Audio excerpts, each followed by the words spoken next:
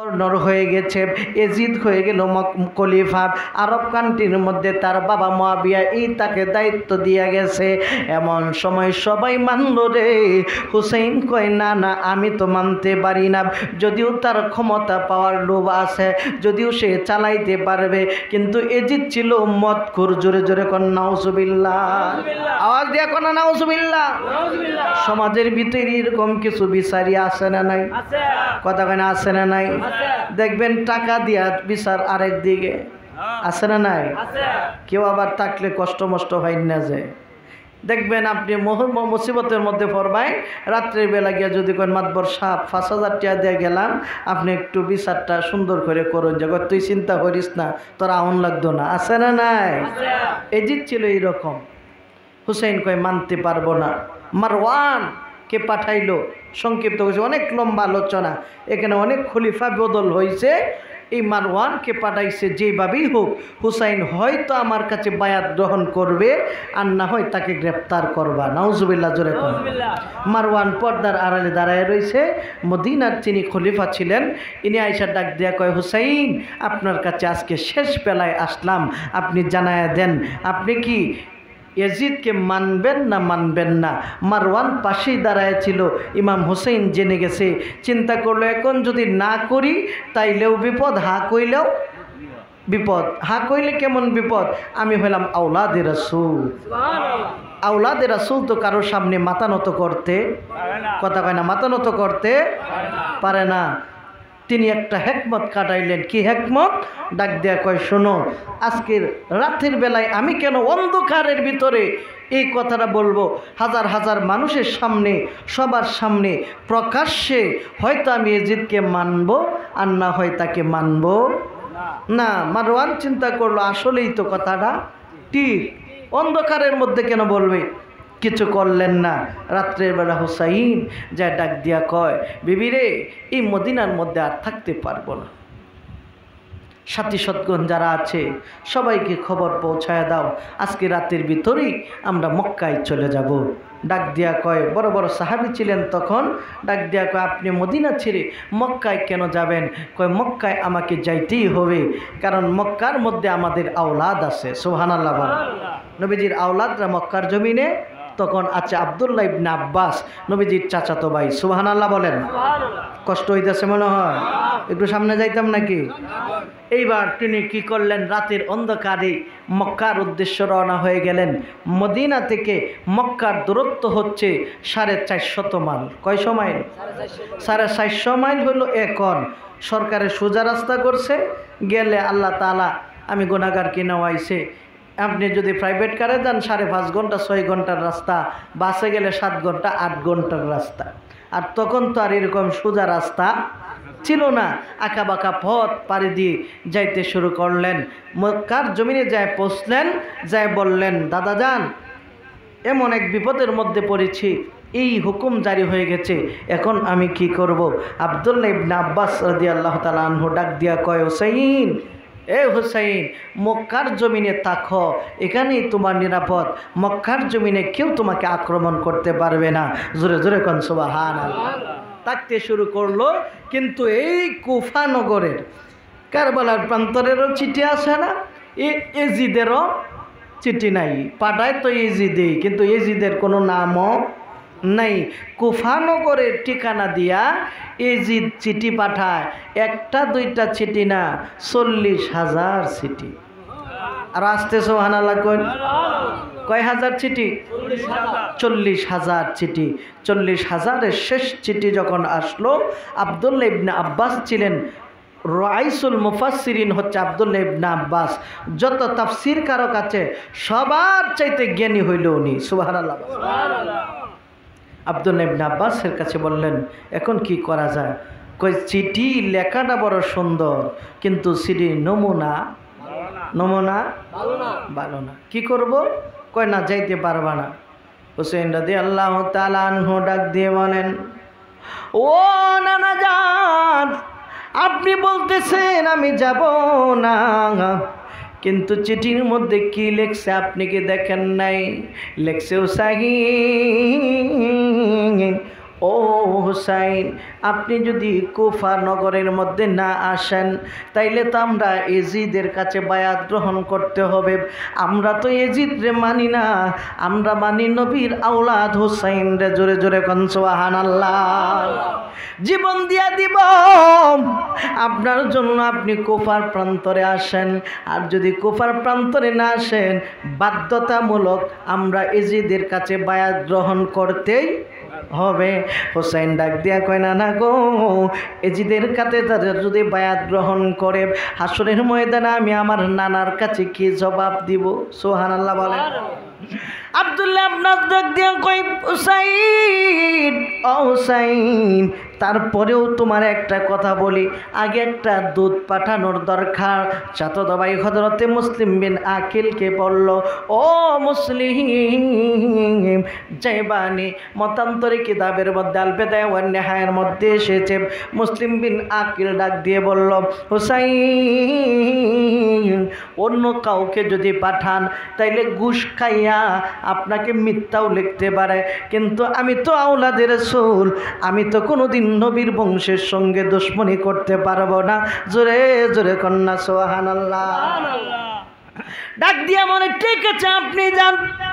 দুই সন্তান ডাক দিয়া কয়, আব্বা গো, আমরা তো মা নাই, আমরা রে আপনি কোন জায়গায় রেখে যাবেন?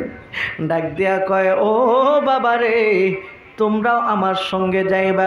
দুইটা কচি সন্তান নিয়ে চলতে শুরু করলেন, যা পৌঁছে গেলেন কুফার প্রান্তরে। কুফার প্রান্তরে যাওয়ার সঙ্গে সঙ্গে রে কুফার একাধারে 12,000 মানুষ মুসলিম বিন আকিলের কাছে বায়াত গ্রহণ করেছে। জোরে জোরে কন্যা সুবহানাল্লাহ। এটাকে বলা হয় তাজিমি বায়াত। কি বায়াত? কি বায়াত? তাজিমি বায়াত। মানে ইমাম হুসাইনের হাতে বায়াত গ্রহণ করছে, কিন্তু তার হাতে বায়াত হইল। সুবহানাল্লাহ বলেন। এইবার চিঠি লিখল, হুসাইন আর কোনো চিন্তা নেই, সমস্ত মানুষ তো আপনার জন্য পাগল, আর দেরি করবেন না, আপনি তাড়াতাড়ি কুফার প্রান্তরে আসেন, আপনার জন্য 1 লক্ষ মানুষ বায়াত গ্রহণ করতে রাজি। জোরে জোরে কন্যা সুবহানাল্লাহ।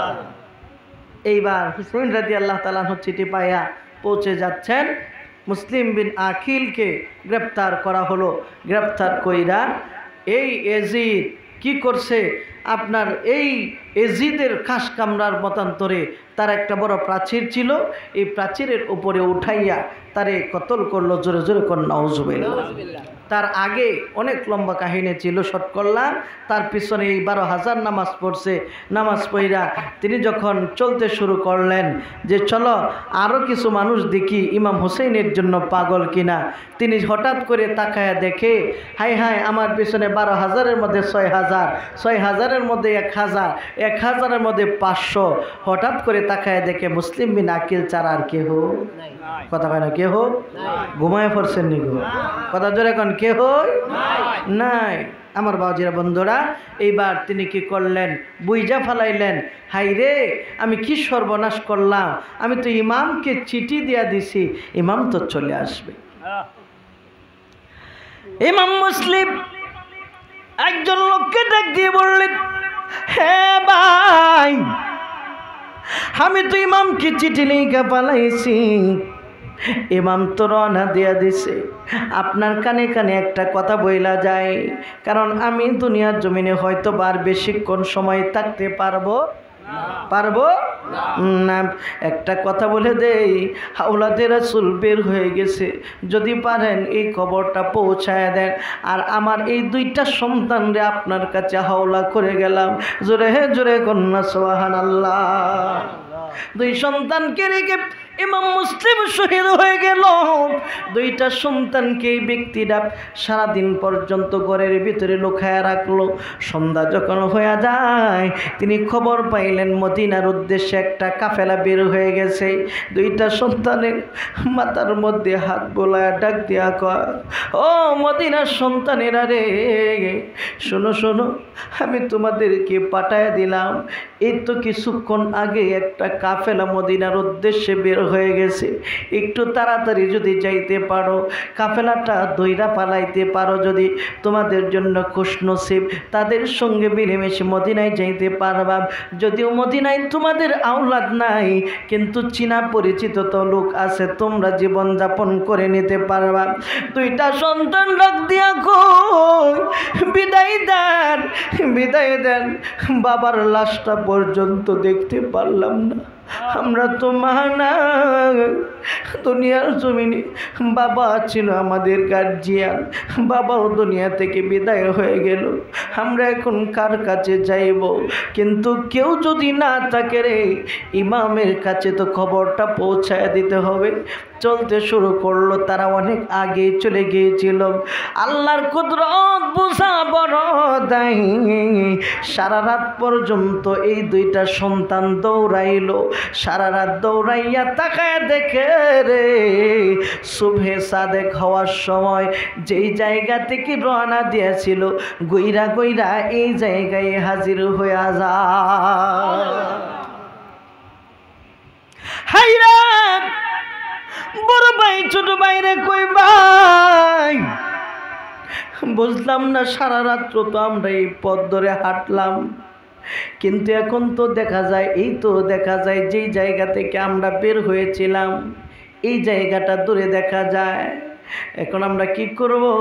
কয় চলো আমরা এখন পালায়ন করি, নয়তো আমাদেরকেও তো দূরে ফালাইবে। খবর পৌঁছে গেল এজিদের কাছে। এজিদ ডাক দেয়া কয়, মুসলিমের সঙ্গে যে দুইটা সন্তান ছিল, সন্তান দুইটা কই? কয় সন্তান দুইটা কোথায় আমরা তো জানি না। কয় তাদেরকে কেন গ্রেপ্তার করলা না? একজন ডাক দেয়া কয়, ও এজিদ, এই সন্তান দুইটা ছোট মানুষ, থাকলেই কি আর না থাকলেই কি? এজিদ কয়, দুইটা সন্তান ছোট মানুষ হইতে পারে রে, কিন্তু তারা তো মদিনার সন্তান, তাদের বুকের মধ্যে হুসাইনের প্রেম তোমার আমার চাইতে বেশি। জোরে জোরে কোন সুবহানাল্লাহ। ঘোষণা দিয়ে দিল, যে ব্যক্তি এই দুই সন্তান মৃত বা জীবিত ধরে এনে দিতে পারবে, পুরস্কার দিয়ে দেব। সমস্ত মানুষ দুই সন্তান খুঁজতে শুরু করছে রে, খুঁজতে খুঁজতে খুঁজতে খুঁজতে কেউ পায় না। কিতাবের মধ্যে আসছে আল বেদায় ওয়ান নেহায়ার ভিতরে একটা মানুষের নাম ছিল হারেস। এই হারেসের গড়ের ভিতরে মতান্তরে বাগানের মধ্যে হারেসের বিবি কুয়া থেকে পানি আনতে গিয়েছিল সকালবেলা। তাকায়া দেখে রে, বাগানের ভিতরে দুইটা পূর্ণিমার চাঁদ দেখা যায়। হারেসের বিবি যা ডাক দিয়া কয়ে, কারা তোমরা এত সকালবেলা এখানে কি করো? সারা রাত তোমরা এখানেই ছিলা? কয় হ্যাঁ, সারা রাত্র আমরা এখানেই ছিলাম। বাড়ি কোথায়? বাড়ি হইল মদিনায়। মদিনায় বাড়ি, এখানে কেন আসলাম? কয় আমাদেরকে চিনবেন না, আমরা ইমাম মুসলিমের সন্তান। জোরে জোরে কোন সুবহানাল্লাহ। মহিলা মানুষ নরম প্রকৃতির হয়, তারা ক্ষুধা বিরহ হয় বেশি, আল্লাহওয়ালা হয় বেশি। ডাক দিয়া কয়, হাই রে, শুনেছি এজিদ ঘোষণা দিয়েছে দুইটা সন্তান ধরতে পারলে পুরস্কার দেবে, তাইলে তোমরাই বুঝি দুই সন্তান। আসো আসো, তাড়াতাড়ি আমার সঙ্গে আসো, কারণ তোমাদেরকে দইরা ফালাইলে এখনই কতল করবে।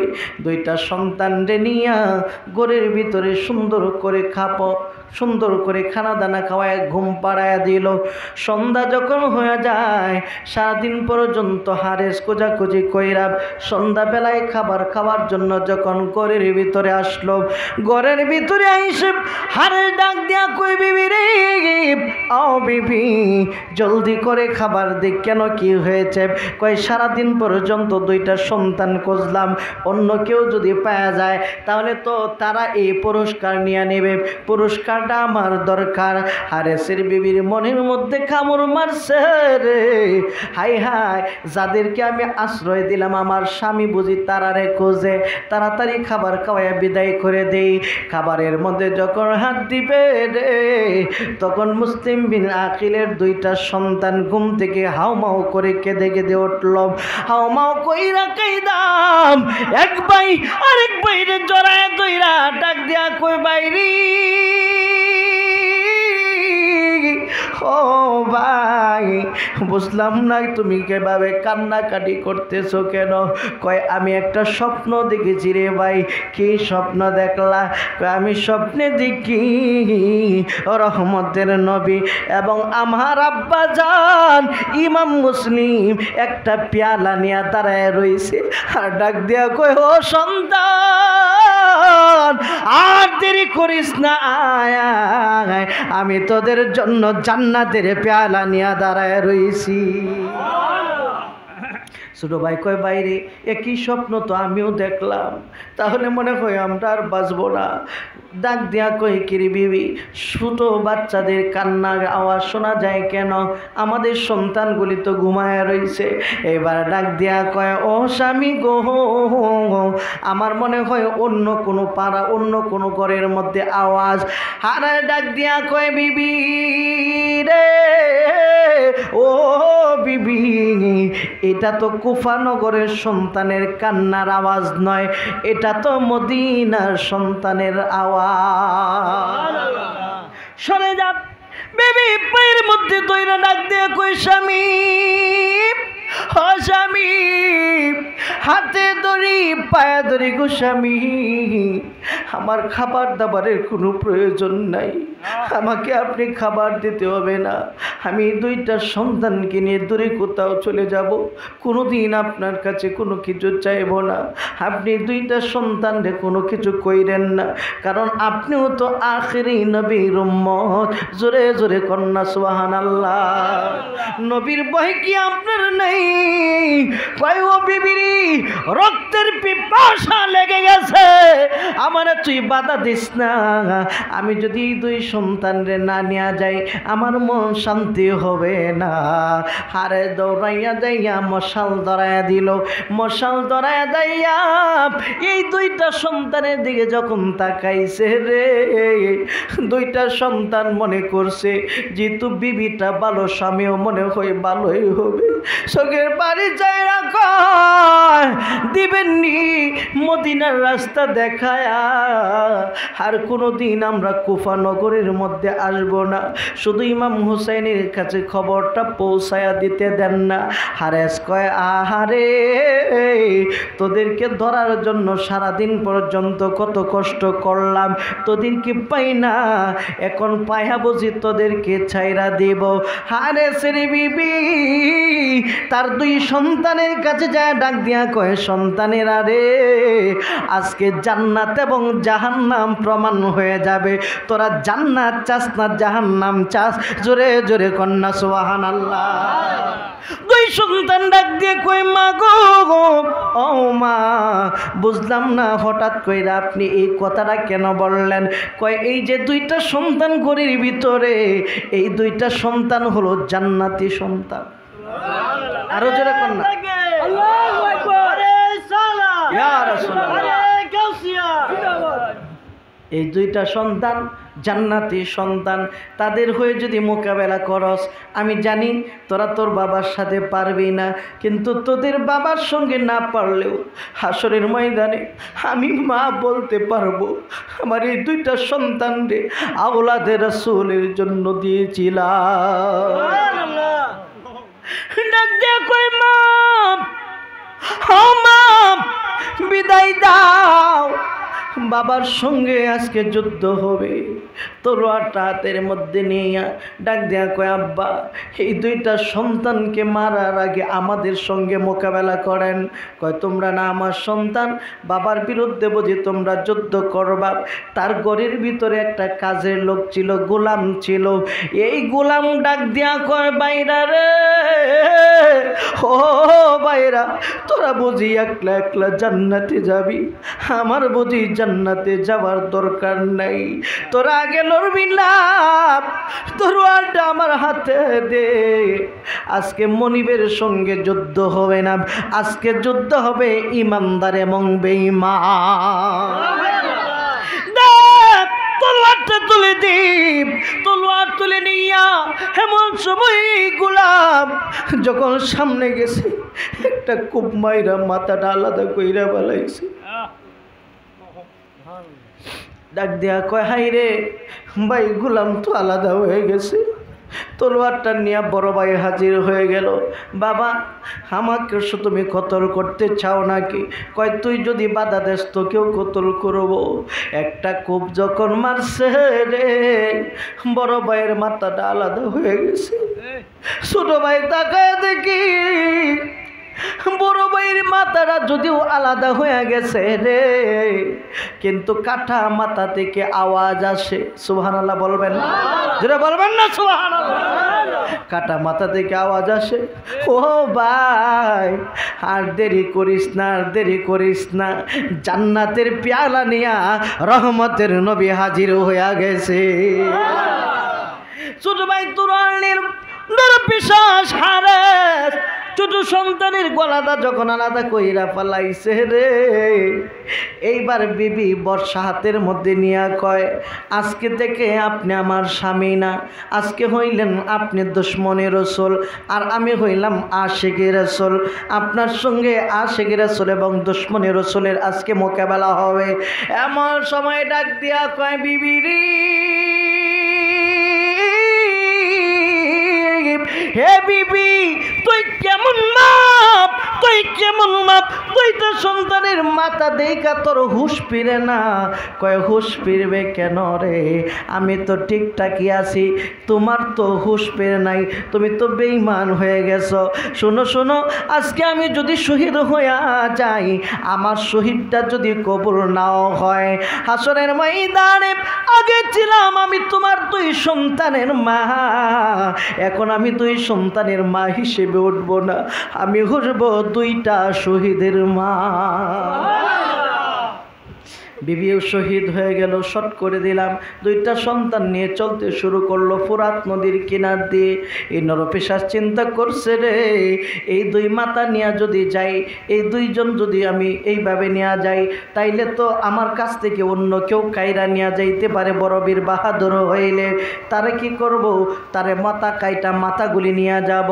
যখন মাথা কাটার পরিক্রমা করলো গো, এমন সময় বড় ভাই ডাক দিয়া কয়, ও হারেস, হারেস রে, আমার ছোট ভাই মা নাই বাবা নাই, আমার ছোট ভাই মা নাই বাবা নাই, আমার সামনে যদি আমার এই ছোটো ভাইটারে তুমি কতল করো, আমি সহ্য করতে পারবো না, আমার মাথাটা তুমি আগে কাটো। ছোটো ভাই কয়, বাইরে তুমি তো আমার বড় ভাই, তোমার মাথা আগে কাটলে আমিও তো সহ্য করতে পারবো না। হারেস কয়, হাইরে তোদের কিচ্ছা শোনার সময় নাই, দুইটা কোপ মাইরা দুইজনের মাথাটা আলাদা কইরা ফেলাইছে। ওরাতের নদী তিনি দুইটা বাইরের মাথা একটা বেগের ভিতরে নিয়া এজিদের দরবারে যা হাজির হয়ে গেছে। এজিদ যখন কয় মাথাটা কোলো দেখি, ওই মাথাগুলি কিনা, এজিদ মাথা দেখা কয়, হায় হায় হারেস রে, কি সর্বনাশ করলি, এই দুইটা বাচ্চার মাথার মধ্যে তো এখনো নূর চমকাইতেছে। কেমনে কাটলি রে, কেমনে কাটলি? ও হারেস, আজকে যদি কেউ ঘোষণা দেয় যে আমি এজিদের মাথা কাটলে তুই পুরস্কার পাবি, তাইলে তো তুই আমার মাথাও কাইটা ফেলাইবি। তোর মনের মধ্যে তো আর কিছুই নাই, গ্রেপ্তার করো, হারেসের মাথা আলাদা করো। হারেস দুনিয়ার জমিন থেকে কাফের হয়ে বিদায় হয়ে গেল। কারবালার প্রান্তর শুরু হয়ে গেল। ইমামে হুসেইন রাদিয়াল্লাহু তাআলা আনহু একেবারেই কাছাকাছি চলে আসতেছেন। এমন সময় এজিদ দুইজন লোক পাঠাইছে। প্রথম ছিল 70 জন। কয়জন? জোরে কোন কয়জন? একটু দরুদ পড়ি, আল্লাহুম্মা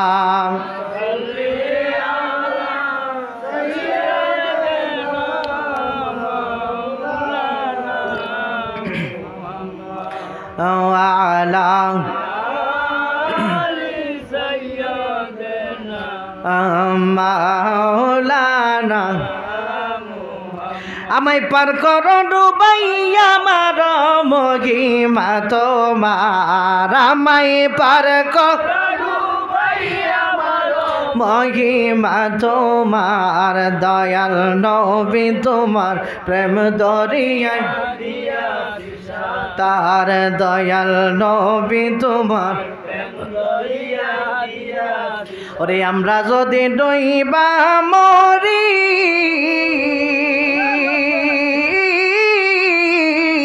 নবী তুমি হও পারের কান্ডারি আমরা যদি ডইবা মরি আরে নবী তুমি হও পারের কান্ডারি তুমি বিনে পারির বেলায় আর দরদি নাই কন্যা তুমি বিনে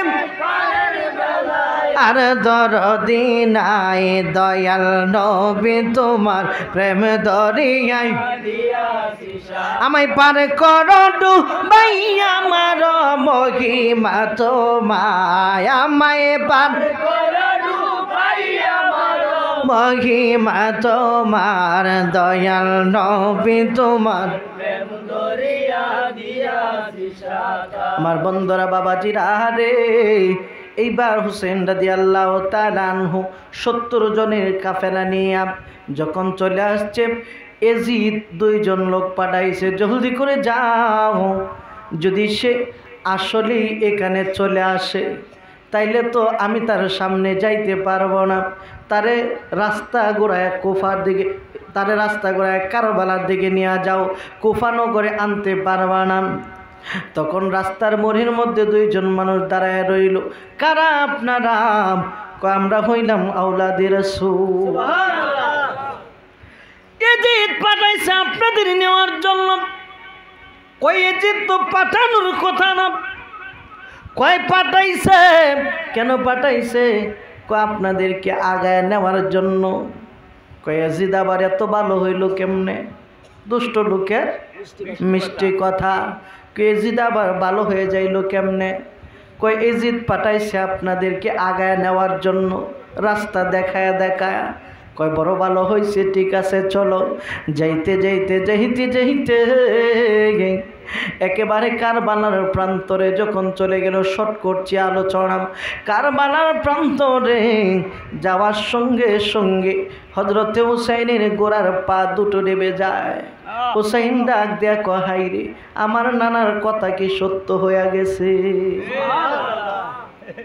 হুসাইনের পা দুইটা নেমে গেছে ডাক দেয়া কয় শোনো সবাই এখানে থেমে যাও হে আমির কেন আমার ঘোড়া চলতেছে না নাইমা দেখে পাও দুইটা ডাবান ডাক দিয়া কয় সবার গোড়ার পা ঠিক আছে শুধু আপনার গোড়ার পা ডেবে গেল কারণ কি কয় আমার নানা আমার এটাই বলে দিয়েছিল সুবহানাল্লাহ যারা বলে নবী গায়েব জানে না দলিল নেন নবী আগেই কয়ে গেছে হুসাইন যে জায়গার মধ্যে গেলে তোমার ঘোড়া চলবে না ঘোড়া থেমে যাবে বুঝে নিবা এটাই তোমার শহীদের স্থান সুবহানাল্লাহ রাস্তে সুবহানাল্লাহ সুবহানাল্লাহ তাবুগাড়ো খেজুর গাছের ঢাল কাটার জন্য গেল আরবের মধ্যে অন্য কোনো গাছ খুব একটা হয় না খেজুর গাছটা ভালো হয় সুবহানাল্লাহ বলে এখন যদিও বা মক্কার জমিনে মিনা ময়দানের মধ্যে গাছের নাম হচ্ছে জিয়ারতুশ শাজারা মানে জিয়া গাছটাকে আরবিরা সবাই বাংলাদেশের জিয়াউর রহমান সাহেব এই গাছগুলো এখানে লাগাইছিল এখনও এই গাছ আছে সুবহানাল্লাহ বলে গাছের মধ্যে মানুষ নিচে বসে ছায়া খায় এই কথাটা বলার কারণটা কি কারণ এই দেশের মধ্যে গাছ খুব একটা হয় না তবে মদিনার গাছে একরকম মক্কার গাছে একরকম সুবহানাল্লাহ বলেন মক্কার জমিনের খেজুর গাছ একেবারেই শুকনো যেমন মরে বাসে এইরকম অবস্থা কিন্তু মদিনার গাছ দেখলে মনে করবেন যেন প্রত্যেক দিন পানি দেয় সুবহানাল্লাহ কইতেন জোরে বলবেন না সুবহানাল্লাহ এত সুন্দর গাছ কেন অন্য কোনো কারণ নাই আমার রহমতের নবীর কদম লাগছে মদিনা সুবহানাল্লাহ খেজুর গাছের মধ্যে খুব মারে ডালের মধ্যে খুব দেয় রক্ত বাহির হয় সুবহানাল্লাহ বলবেন একজন আয়সা ডাক দিয়া কয় হুসাইন বুঝলাম না এইরকম ঘটনা তো জীবনে কোনো দিন দেখি নাই কি হয়েছে কয় খেজুর গাছের মধ্যে খুব দেই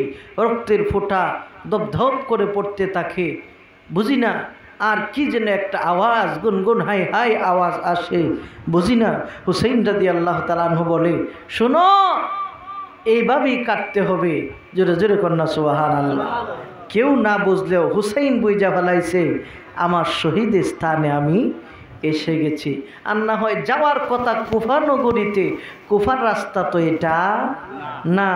এই জিনিস দেইকা যে দুইজন মানুষ পাঠাইছিল আগায় নেওয়ার জন্য, এই দুইজন চোখের পানি চাইরা চাইরা কান্দে।